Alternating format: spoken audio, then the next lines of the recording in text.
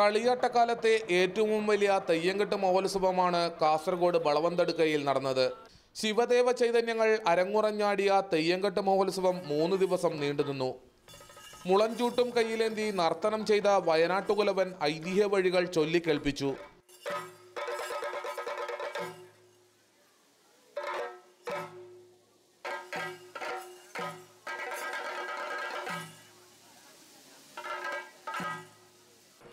ഭക്തിയും ഗോത്ര സംസ്കാരവും ഇഴചേർന്നതാണ് തെയ്യംകെട്ടിലെ ആചാരാനുഷ്ഠാനങ്ങൾ.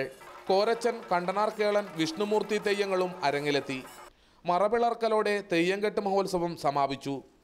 സുനിൽകുമാറിനോടൊപ്പം റിപ്പോർട്ടർ, കാസർഗോഡ്.